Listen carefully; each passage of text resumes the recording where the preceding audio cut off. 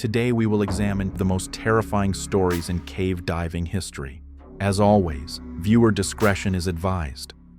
A light flickered wildly in the darkness. A diver was trapped in a narrow passage. There was nowhere to escape. The water temperature was just 2 degrees. If panic set in, survival could become nearly impossible. That day in Norway, 5 divers entered a cave. Why couldn't 2 of them make it out of this cave? How did the other 3 manage to survive? And why did the divers break the law? February 6, 2014, Norway, the Rana region. Beneath Lake Plura lies an underwater cave stretching for kilometers, Pluragrotta Cave. For the first 500 meters, the water is crystal clear. Magnificent rock formations attract amateur divers even during Norway's freezing winters. But deeper inside, the cave becomes far more dangerous. Narrow and suffocating tunnels, sediment that can block visibility, water temperatures dropping to just 2 degrees. At these depths, the cave becomes extremely dangerous. 5 Finnish divers stood on the frozen shore of the lake. Their plan was ambitious. They would enter beneath the lake,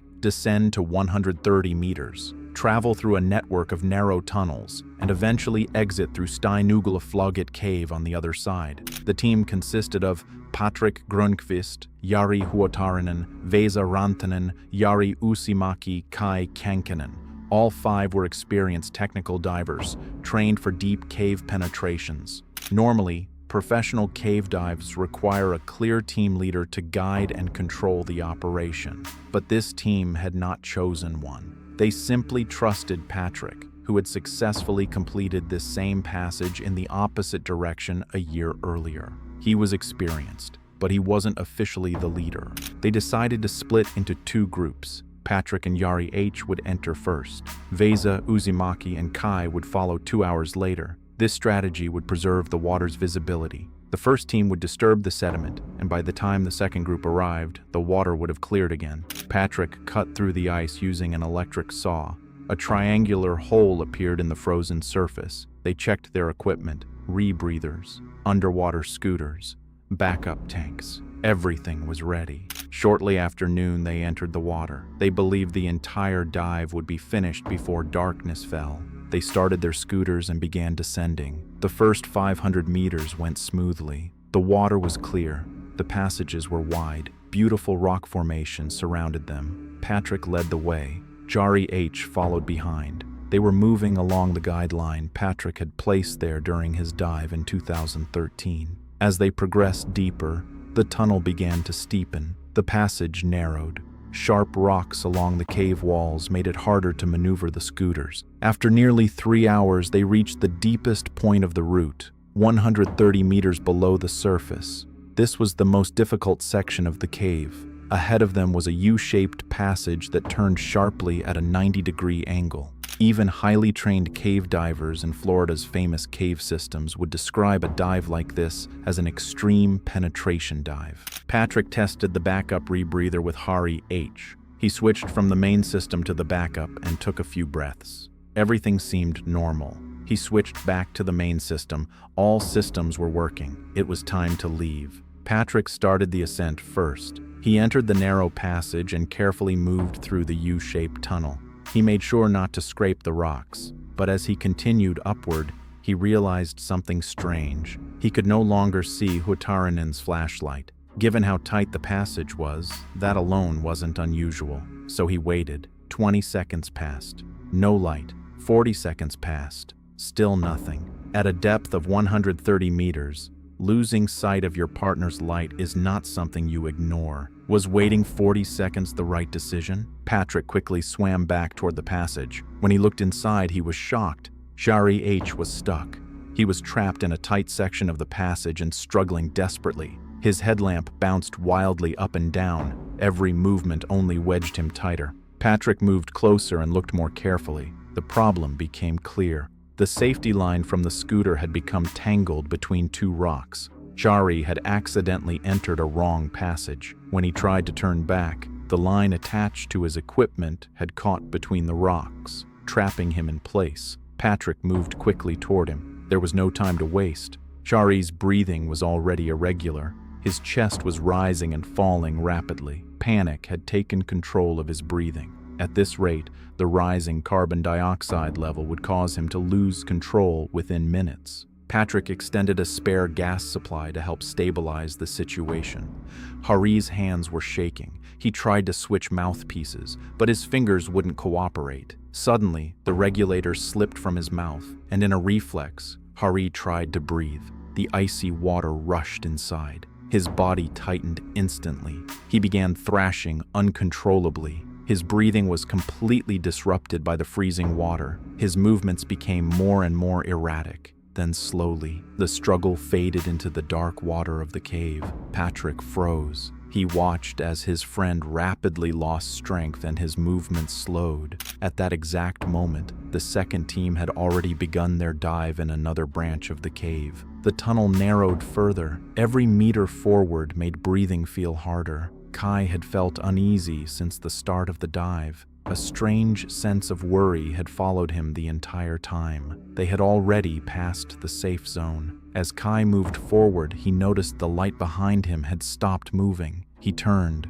Usimaki's scooter had stopped. It hung motionless in the darkness. Kai swam back toward him. Just a few meters away, the scooter suddenly restarted. Usimaki continued as if nothing had happened. Everything appeared normal. But from that moment on, the cave no longer felt the same. Meanwhile, Patrick hovered just outside the narrow passage. Inside, Hari Hutarinen remained motionless on the cave floor. The scooter line was stretched tightly between two rocks, blocking most of the passage. The second group would soon arrive. He needed to warn them, but if he turned back now, he might never reach the exit himself. Patrick looked at his dive computer. The decompression time had jumped from 120 minutes to nearly 400. His oxygen supply was dropping.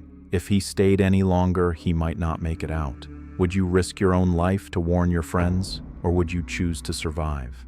Patrick made his decision. He left his friend behind and began ascending toward the Steinugelfloget exit. Less than an hour later, Vesa reached the narrow section. At the sharp turn, a red warning light reflected ahead. He aimed his flashlight into the passage. A motionless silhouette appeared in the beam. Hari Huotarinen was suspended in the middle of the passage, blocking the way. Vesa panicked. He struggled to understand what he was seeing. He forced himself to calm down, because at this depth, panic would accelerate his breathing and push carbon dioxide to dangerous levels. He had to decide quickly. Every minute spent here increased the decompression time required to reach the surface. Vesa made his choice. He would pass Jari H and exit through Steinugelfloget. Getting past the narrow section cost him nearly 15 minutes. As Vesa moved forward, Kai and Jari Yu were approaching from behind. When Kai reached the narrow passage, his light settled on the same motionless silhouette between the rocks. Usimaki was only a few meters behind him. The moment Kai saw his friend's unmoving figure, a wave of dread hit him. His breathing became uneven. His heart began pounding rapidly. He rushed toward him. The scooter line was still wrapped around the rock. Kai pulled the line. Nothing moved. He tried to free the equipment, but each movement stirred up more sediment. Visibility grew worse. Then another warning light flashed. This time the red glow came from Usimaki. Kai turned toward him. Jari could no longer remain still. His hands moved uncontrollably. He kept reaching toward the valves of his rebreather, then letting go. Panic had completely disrupted his breathing rhythm. Kai tried to calm him down, but it didn't work. Usimaki's movements grew weaker. His head dropped forward, his body relaxed. The rising carbon dioxide level caused him to rapidly lose control. Kai realized he was running out of time. He couldn't stay any longer. Two of his friends could no longer get out of the cave, and Vesa was already on the other side of the passage. Kai made his decision. He turned back. He carried 2 rebreathers, but his gas supply was limited. There was no time to complete all the decompression stops. He began ascending. Eventually, he reached an air pocket. He paused briefly, but hundreds of meters of dark water still lay ahead. He had to reach the Plura entrance. On the Steinugelfloget side, Vesa had caught up with Patrick. After a long decompression, both of them reached the surface around 9 p.m. On the other side of the cave, Kai continued moving forward. Then suddenly, his scooter failed. Now he had to swim the remaining distance using only his own strength. time was running out. The freezing water was numbing his body. Hours later, Kai finally reached the Plura entrance. He shined his light across the ice above, but he couldn't find the exit hole. His breathing quickened. Above him was only solid ice. For a moment, he feared he had reached the wrong location. Then, finally, he spotted the opening beneath the ice. He broke through the thin layer and pulled himself out of the water. The surface was silent. For a moment, he believed he was the only one who had survived. Hours later, he reached the car. His hands were still shaking. On the Steinugelflagget side, Patrick and Vesa had already alerted authorities. There was still no sign of Kai. Around 2 a.m., a light turned on inside the parked vehicle. They ran toward it. Kai was inside, alive. No one spoke. Two of their friends were still inside the cave. After a moment, Patrick raised his head. Are we going to leave them here? Of course not. The government won't allow it. Then we won't ask for permission. It's illegal. I don't care. We can't leave our friends there.